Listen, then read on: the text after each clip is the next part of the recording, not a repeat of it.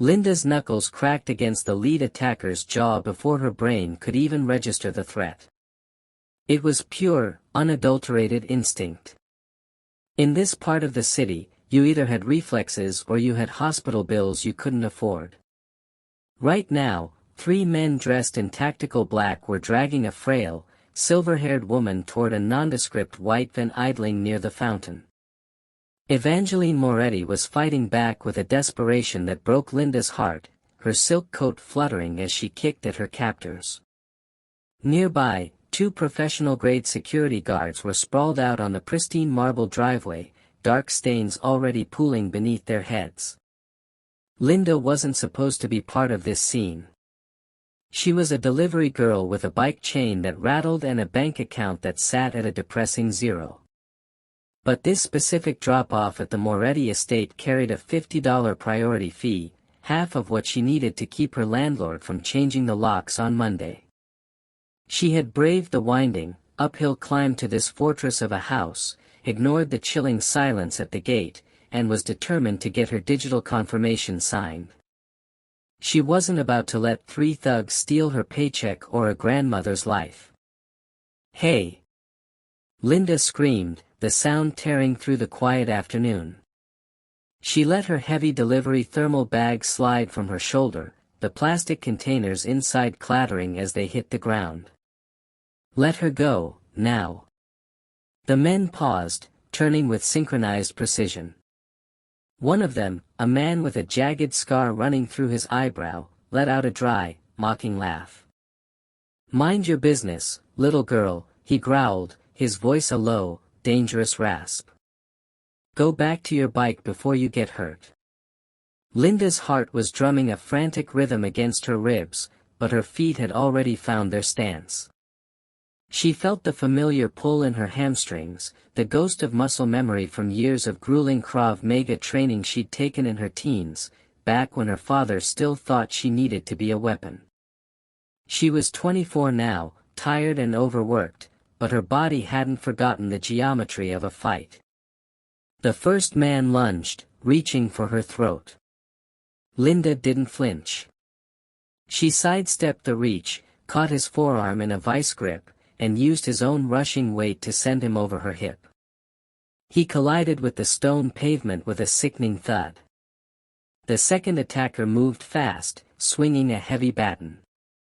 Linda ducked low, feeling the rush of air over her ponytail, and drove a punishing elbow into his floating ribs.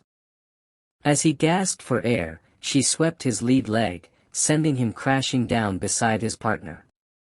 The third man hesitated, his fingers slipping from Evangeline's arm. "Run!" Linda yelled, her voice raw. "Go to the house." The elderly woman didn't hesitate, stumbling toward the massive oak doors of the mansion while clutching her chest. Seeing his prize slip away, the third man turned his full, murderous attention on Linda.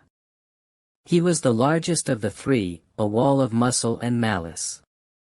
Linda braced herself, her breath hitching as he reared back for a blow.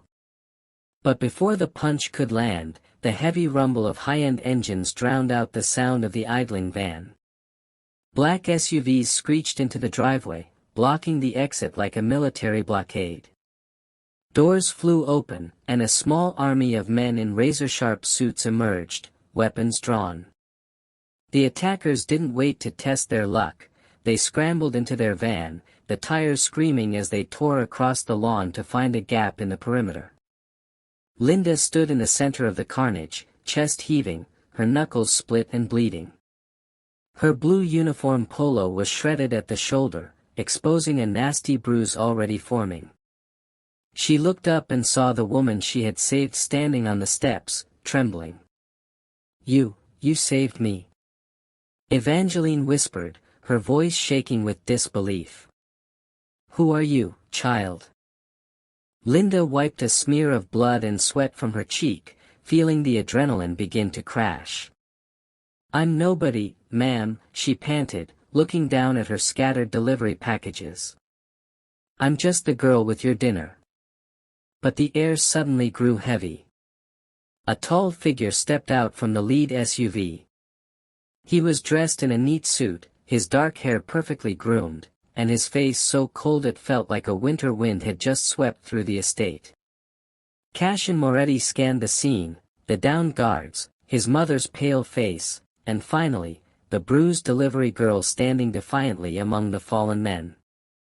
When his dark, predatory eyes locked onto hers, Linda felt a chill that had nothing to do with the weather. She had saved the mother of a monster, and her life was never going to be simple again. Linda clutched the envelope of cash against her chest, her fingers trembling so hard the paper crinkled. Cash and Moretti had handed it to her with a clinical detachment that was almost more terrifying than the violence she'd just witnessed. It was $5,000, not a tip, but a ransom for her silence and a reward for his mother's life. He had told her to leave and forget she was ever there, and Linda had intended to do exactly that. She pedaled her rusted bicycle away from the estate, her legs feeling like lead, the weight of the money in her pocket feeling less like a blessing and more like a target. By the time she reached the outskirts of her neighborhood, the sun had dipped below the horizon, leaving the city draped in bruising shades of purple and gray. She turned into the narrow alleyway that served as a shortcut to her apartment building, the rattle of her bike chain echoing off the damp brick walls. Halfway through, the hairs on the back of her neck stood up. The air grew heavy, smelling of cheap cigarettes and old aggression. A shadow detached itself from a recessed doorway ahead of her. Then another appeared behind. Linda squeezed the handbrakes, her heart jumping into her throat. It was the men from the driveway. They weren't in their tactical gear anymore, but the jagged scar on the leader's eyebrow was unmistakable in the flickering street lamp. "You cost us a lot of money today, delivery girl," the man hissed, flicking open a switchblade. The metallic click sounded like a death knell. "The boss doesn't like losing his prize. And we don't like being embarrassed by a girl with a food bag." Linda dropped her bike, the metal clanging harshly against the pavement.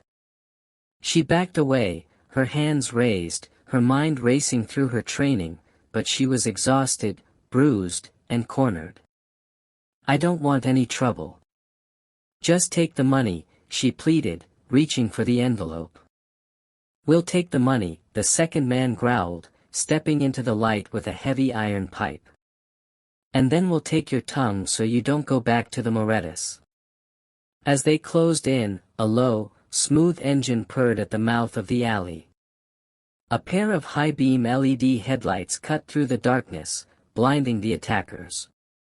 A car door opened and closed with a soft, expensive thud. From the shadows beyond the light, Cash and Moretti stepped forward. He didn't look like a savior, he looked like a reaper. He didn't have a weapon, but the way he adjusted his cuffs suggested he didn't need one. "I believe I told you to stay away from her," Cashin said, his voice a calm, lethal silk. The men froze, their bravado evaporating instantly. "Moretti, we didn't think." "That is your primary flaw," Cashin interrupted.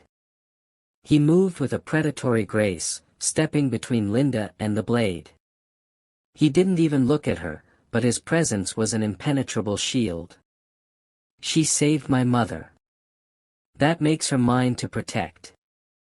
If you touch her, you are touching me. And you know how I respond to being touched." The attackers scrambled backward, tripping over their own feet in their haste to vanish into the night. Cashin didn't chase them. He turned to Linda, his dark eyes scanning her face for new injuries. "You're a fool for coming back here alone," he stated flatly. Linda opened her mouth to argue, but he held up a hand. "The rules have changed, Linda Vexley. You are no longer just a delivery girl. You are my responsibility now. Pack your things. You're coming with me." The transition from her cramped, peeling apartment to the Moretti estate felt like a fever dream Linda couldn't wake up from. Within hours of the alleyway confrontation, she had been whisked away in a car that smelled of expensive leather and cold authority. Now, she stood in a guest suite that was larger than her entire flat, staring at a bed draped in silk sheets she was almost afraid to touch. The walls were adorned with intricate molding, and a crystal chandelier hung from the ceiling, casting a soft, golden glow that felt entirely too bright for someone who had spent her life trying to remain invisible. A soft knock at the door preceded Evangeline Moretti, who entered with a warmth that felt like a localized sun. The elderly woman didn't see a delivery girl, she saw a savior. She sat beside Linda, taking her calloused, bruised hands into her own soft, manicured ones. Evangeline spoke of gratitude, promising that Linda would never have to worry about a rent check again, and insisting that she treat the estate as her own home. For a moment, looking into the woman's kind eyes, Linda felt a flicker of hope that nobody she had been was finally gone. That flicker was extinguished the moment Evangeline left and the door opened again. Serafina, the head maid, stood in the threshold, her uniform so stiff it looked like armor. Her expression was a mask of pure, icy disdain.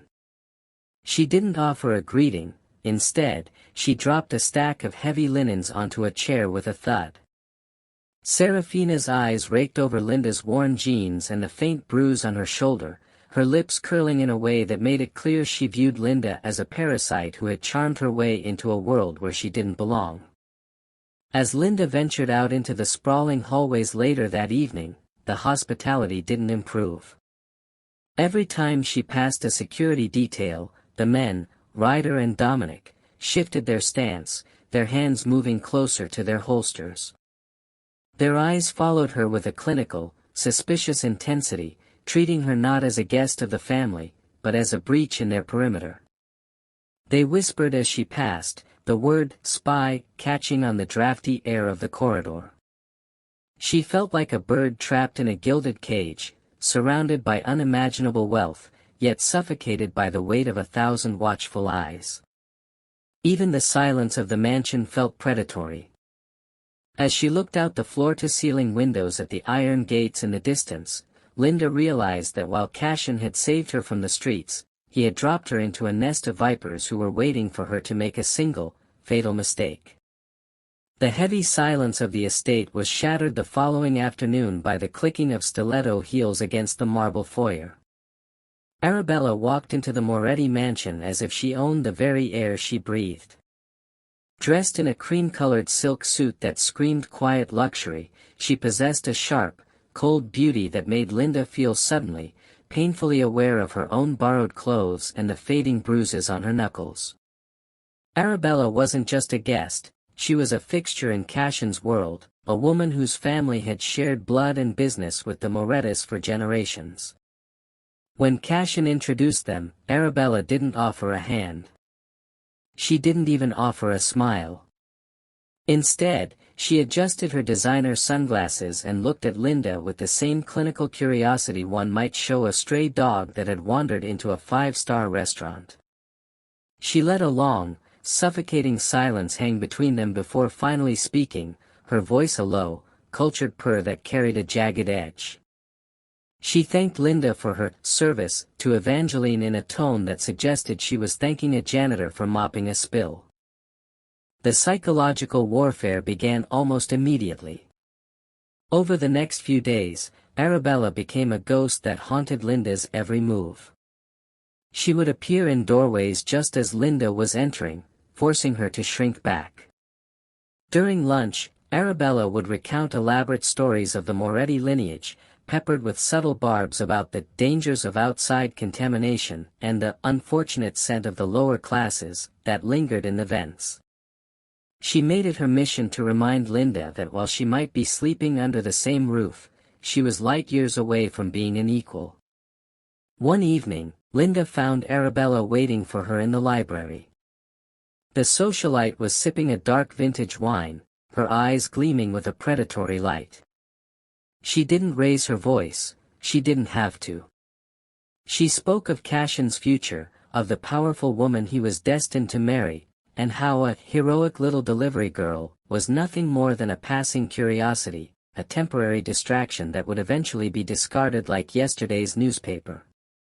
Every word was a surgical strike designed to erode Linda's confidence, to make her feel small and unworthy of the protection Cassian had promised.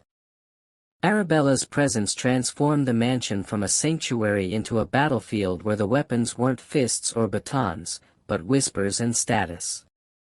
As Arabella leaned in close, the scent of her expensive perfume cloying and sweet, she whispered a final warning: the Moretti family didn't keep pets for long, especially those that didn't know their place. The atmosphere within the Moretti estate shifted from cold suspicion to an active, suffocating hunt when the Moretti emerald vanished. It wasn't just a piece of jewelry, it was a century-old heirloom that symbolized the family's iron-fisted legacy. Serafina moved through the halls with a grim satisfaction, ordering the security detail to tear apart the staff quarters. Linda stood by her doorway, her chest tight with a premonition of disaster as Dominic and Ryder tossed her meager belongings onto the floor with unnecessary force. Arabella appeared in the hallway, looking like a vengeful goddess in charcoal silk. She didn't wait for the guards to finish. She marched straight toward the small metal locker provided for Linda's personal gear and pointed a manicured finger at the bottom vent. "Check there," she commanded, her voice ringing with a terrifying certainty. Dominic reached in and pulled out a velvet pouch that had been tucked behind Linda's spare uniform. He opened it, and the room was suddenly flooded with the deep, green glow of the emerald. A heavy, damning silence fell over the corridor. Serafina let out a sharp, triumphant breath, while Arabella's lips curled into a thin, lethal smile. "A thief in our midst," Arabella whispered, her eyes darting to Cassian, who had just appeared at the end of the hall, his face an unreadable mask of stone. "I told you, Cassian. You cannot bring the gutter into a palace and expect it to stay clean." Linda felt the world tilting. "I didn't take it," she said, her voice small but steady despite the hammering of her heart. "I've never even seen that pouch before." Cassian stepped forward, the air around him crackling with a cold, dangerous energy. He looked at the emerald, then at Linda, his silence more terrifying than any accusation. The guards moved to seize her arms, ready to drag her to the basement for a proper interrogation, when a sharp voice cut through the tension. "Enough." Evangeline Moretti marched into the center of the fray, her eyes flashing with a rare, fierce anger. She didn't look at the jewel, she looked straight at Arabella. "That emerald was not stolen. I gave it to Linda myself. I asked her to take it to the jeweler for a cleaning, but I forgot to give her the paperwork." The lie was obvious to everyone in the room. Evangeline never forgot paperwork, and she certainly wouldn't send a guest on such an errand. Arabella's face turned a violent shade of red, her composure fracturing. "Evangeline, surely you don't expect us to believe. Are you calling me a liar in my own home, Arabella?" Evangeline asked, her voice dropping to a deadly whisper. Arabella recoiled as if she had been slapped. Cassian's gaze shifted from his mother's defiant face back to Linda's pale one. He knew his mother was lying to protect the girl, but he also saw the genuine terror in Linda's eyes, a terror that didn't belong to a thief.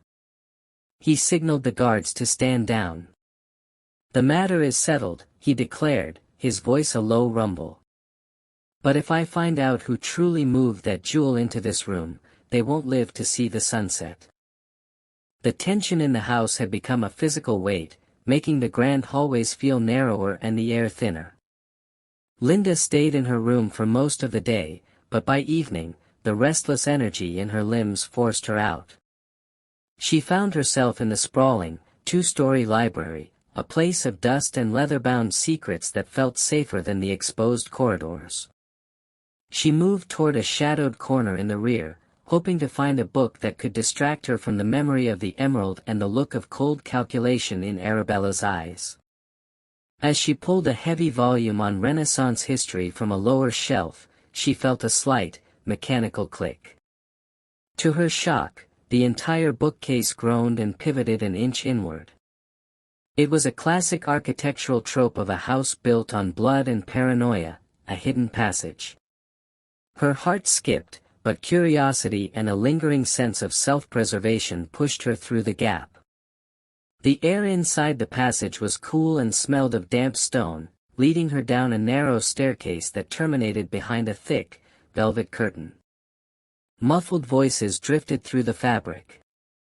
Linda froze, pressing her back against the cold stone wall. She was directly behind the wall of Cashin's private study. "He's becoming sentimental, Lucian," a woman's voice whispered.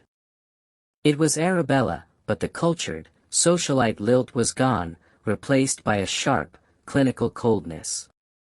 Bringing that delivery girl into the house was the first crack in his armor. "He's distracted." "Distraction is an opportunity," a man replied. His voice was unfamiliar, rough, like sandpaper over gravel. Linda's skin crawled as she realized this must be Lucian, the head of the rival family that had been bleeding the Moretti's borders for months. "If we strike during the gala, the transition will be seamless. The Moretti name dies with him." "The hit has to be clean," Arabella hissed. "Evangeline's little pet nearly ruined the kidnapping attempt. I won't have a repeat of that failure. Cashin needs to be eliminated before he realizes the call is coming from inside his own walls." Linda's breath hitched. Her hands flew to her mouth to stifle a gasp. This wasn't just a petty rivalry or a frame job over a piece of jewelry. This was an assassination plot. Arabella wasn't just a jealous socialite, she was the architect of a coup. "The shipment arrives on the night of the gala," Lucian continued, his voice receding as if he were moving toward the study's balcony. "Ensure the security detail is shifted. I want him vulnerable." Linda waited until the heavy oak door of the study clicked shut and the silence returned. She scrambled back up the hidden stairs, her mind reeling.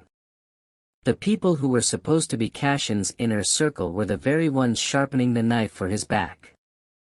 She had to tell him, but as she emerged back into the library, she remembered the coldness in his eyes during the Emerald incident. If he didn't believe her about a stone, why would he believe her about a betrayal from the woman he had known his entire life? Linda paced her room until the floorboard seemed to groan under the weight of her anxiety. The sun had long since set, casting the Moretti estate into a fortress of long shadows and oppressive silence. She knew she was walking into a lion's den, but the image of Cashin lying dead on the gala floor, betrayed by the woman he trusted, left her with no choice. She found him in the dimly lit gallery, staring at a portrait of his father with a glass of amber liquid in his hand. He looked weary, the sharp edges of his tailored suit softened by the gloom. Linda took a steadying breath and stepped into the light. "Cashin, I need to talk to you." "It's about Arabella," she began, her voice small but urgent. He didn't turn. "If this is about the emerald, my mother has already settled the matter. You are safe here, Linda. There is no need to keep relitigating the past. It's not the emerald. I found a passage, a way into the walls. I heard her, Cashin. She's meeting with someone named Lucian. They're planning something for the gala. They're planning to kill you." The silence that followed was heavy and sharp. Cashin turned slowly, his eyes not filled with the alarm Linda expected, but with a cold, simmering fury that made her take a half-step back. He set his glass down on a mahogany pedestal with a controlled click that sounded like a gunshot. "A hidden passage?" he asked, his voice a low, dangerous rumble. "You've been scurrying through the bones of my house, eavesdropping on private conversations, and now you come to me with a fairy tale about a coup." "It's not a fairy tale." She was talking about a shipment, and moving the security detail. "Enough." Cashin's voice whipped through the air, silencing her instantly. He moved toward her, his stature towering, his presence so overwhelming that Linda felt the air leave her lungs. Arabella has stood by this family for 15 years. Her loyalty is etched into the very foundation of my business. And you have been here for a week. I saved your mother. Linda cried out, desperation clawing at her throat. And I have paid you for it. I gave you sanctuary, clothes, and a life you could only dream of, he hissed, leaning down until his dark eyes were inches from hers. But do not mistake my gratitude for weakness. You are trying to dismantle my inner circle, starting with the woman who actually belongs here. Is this what this is? A petty play for status? You want to eliminate the competition by whispering lies in my ear? I'm trying to save your life. You are trying to survive by causing chaos, he countered, his face a mask of stone. If you ever breathe a word of this slander against Arabella again, I will forget everything you did on that driveway. I will put you back on your bicycle and cast you out to the men waiting in the alleys. Do I make myself clear? Linda looked into the eyes of the man she had risked everything to warn and saw nothing but a wall of ice. He didn't see a partner or even a friend, he saw a girl from the streets who didn't know her place. She turned and fled the room, the sound of her own heart shattering in her chest as the cold weight of his rejection settled over her. The night of the Moretti gala arrived with a deceptive elegance. The estate was transformed into a sea of silk and shadows, the air thick with the scent of lilies and expensive champagne. Linda stood on the periphery, dressed in a gown Evangeline had insisted she wear, but she felt more like a ghost than a guest. Every time she looked at Cashin, he looked through her, his expression as unyielding as the stone gargoyles on the roof. Arabella moved by his side like a triumphant queen, her eyes gleaming with a secret, poisonous victory. As the orchestra reached a swelling crescendo, the atmosphere suddenly curdled. The heavy mahogany doors at the far end of the ballroom didn't just open, they were kicked in. Men in tactical gear, led by a man with the cold, dead eyes of Lucien, flooded the room. The music died in a discordant screech of violins. Screams erupted as the high society guests scrambled for cover, but Cashin remained standing in the center of the room, his hand calmly reaching for the inner pocket of his jacket. Arabella stepped away from him, a cruel smile playing on her lips. It's over, Cashin, she called out, her voice cutting through the panic. You should have listened to your little delivery girl. She was right about the hit, she just didn't realize you'd be too arrogant to believe her. Lucien raised his weapon, but before he could fire, the lights in the ballroom flickered and died. In the darkness, the sound of synchronized gunfire erupted, not from the intruders, but from the balconies above. When the emergency lights hummed to life seconds later, half of Lucien's men were already on the floor, and the Moretti security detail, led by Ryder and Dominic, had them surrounded. Cashin looked at Arabella, his gaze so freezing it seemed to stop her breath. I did believe her, he said, his voice a low, terrifying vibration. I just needed you to think I didn't. I needed you to feel safe enough to bring Lucien here, where I could finish this once and for all. The betrayal on Arabella's face was absolute, but the danger wasn't over. High in the shadowed rafters, a laser dot appeared on Cashin's chest, dancing toward his heart. A rival sniper, hidden during the initial chaos, was ready to claim the kill. Linda saw the red glimmer before anyone else. Instinct, sharpened by weeks of fear and her old training, took over. She didn't shout, there was no time. She launched herself across the polished floor, her gown tearing as she tackled Cashin with a force that sent them both crashing behind a marble pillar. A bullet hissed through the air exactly where his head had been a millisecond before, shattering a crystal vase into 1,000 glittering shards. Cashin looked down at Linda, pinned beneath him in the wreckage of the floral arrangement. For the first time, the ice in his eyes had melted, replaced by a raw, staggering realization. He hadn't just saved a girl from an alley, he had invited a guardian into his home. As the sounds of the final confrontation echoed through the hall, he tightened his grip on her hand, acknowledging the truth he had tried so hard to deny. The aftermath of the blood gala left the Moretti estate in a heavy, contemplative silence, though the air felt cleaner than it had in weeks. The debris of the ballroom, the shattered glass, the torn silk, the remnants of a failed coup, had been cleared away, taking the old hierarchy with it. Arabella was gone, stripped of her status and her family name, cast out into a cold exile that Cashin ensured would be permanent. The staff who had sneered at Linda now moved with their heads bowed, the realization of their misplaced loyalty a bitter pill they were forced to swallow under the watchful eyes of Ryder and Dominic.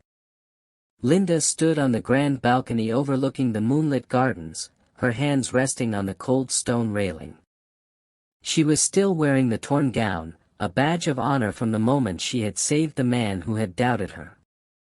She expected to feel a sense of triumph, but instead, there was only a quiet, hollow exhaustion. She had done what she came to do. She had saved the family. Now, she assumed it was time for the delivery girl to return to the world where she made sense. The heavy sound of footsteps echoed behind her. She didn't have to turn to know it was Cashin. His presence no longer felt like a winter wind, but like a steady, grounding force. He stood beside her for a long time, both of them staring out at the iron gates that had once felt like a cage. My mother told me once that the greatest danger to a man like me isn't an assassin's blade, Cashin said, his voice low and devoid of its usual armor. It's the inability to see the truth when it's standing right in front of him. I saw a girl from the streets because it was easier than seeing a woman who was stronger than I was. He turned to her, and for the first time, he didn't tower over her.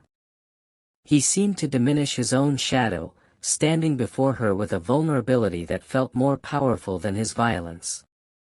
I insulted your honor. I ignored your warnings. I treated you like a temporary guest when you were the only one truly protecting this house. In a move that would have shocked the criminal underworld and his own ancestors alike, Cashin Moretti stepped back and inclined his head in a deep, public show of respect. I am not asking you to stay as a guest, Linda. And I am certainly not asking you to stay as staff. I am asking you to stay as a partner. As an equal. This house has had enough masters. It needs a heart. Linda looked at him, not the Mafia boss, but the man who had finally learned to see her. The hyper-independence that had been her shield for years began to soften. She realized she didn't want to go back to her bicycle and her empty apartment. She wanted the home she had fought to protect.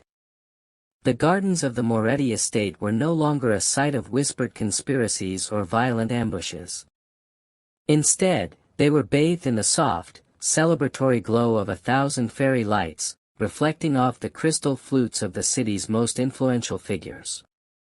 It had been exactly 1 year since the night the gates had opened for a delivery girl on a rusted bicycle, and tonight, those same gates were open for the wedding of the season. Linda stood by the stone fountain, her hand resting comfortably in the crook of Cashin's arm. She wore a gown of ivory lace that trailed behind her like a soft cloud, but beneath the elegance, she still felt the strength in her own limbs, the same strength that had saved Evangeline on that fateful afternoon. Evangeline herself sat nearby, beaming with a pride that transcended family ties, watching as the woman who had saved her life officially became her daughter. Cashin leaned in, his voice a low, private murmur that only Linda could hear. The coldness that had once defined him had been replaced by a fierce, quiet devotion. He looked out at the empire he ruled, then back at the woman beside him. I was looking at the old security footage today, he admitted, a rare smile tugging at the corner of his mouth. The way you dropped that thermal bag. You looked so annoyed that your delivery was being interrupted. Linda laughed, the sound bright and clear against the evening air. I was terrified, Cashin. I was just a girl trying to make $50 so I wouldn't lose my roof. I didn't know I was walking into a war. You didn't just walk into it, Cashin corrected, his eyes dark and sincere. You ended it. You delivered a lot more than dinner that day, Linda. You delivered the truth to this house. You saved a mother, and in the process, you saved the man I was becoming. He reached into his pocket and pulled out a small, familiar object. It wasn't a diamond or an emerald, but a polished, vintage delivery bell, the kind from her old bicycle. It was a reminder of where she had come from, a token of the journey from the streets to the throne. As the orchestra began a slow, melodic waltz, Cashin led her toward the dance floor. The guests parted like the Red Sea, watching as the most powerful man in the city held his equal with a tenderness that spoke of a new era for the Moretti name. Linda looked up at the stars, thinking about the girl she used to be, the one who had fought when she could have run.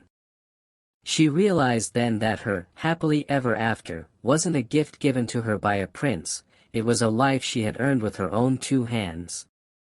The $50 delivery was long gone, replaced by a love and a legacy that was truly priceless. What an incredible journey for Linda and Cashin.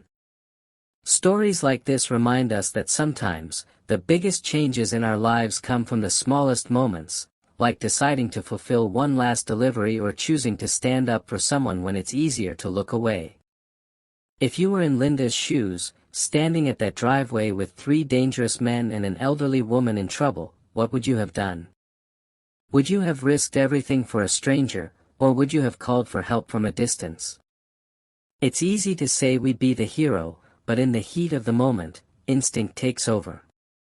Linda's instinct was to protect, and that choice didn't just save Evangeline, it saved Linda's future. And what about Cashin's decision? He had to choose between the logic of his world, trusting his longtime associates, and the gut feeling that a newcomer was telling the truth. Have you ever had a moment where you had to trust a total stranger over someone you've known for years? It's a terrifying leap of faith. I'd love to hear your thoughts on this one. What was your favorite part of Linda's transformation? Was it the moment she stood her ground in the driveway, the way she handled Arabella's mind games, or that final, high-stakes save at the gala? Drop a comment below and let's talk about it. If you enjoyed watching Linda go from an invisible delivery worker to the heart of the Moretti Empire, make sure to hit that like button and subscribe. We have so many more stories of bravery, unexpected love, and the triumph of the underdog coming your way. Bye.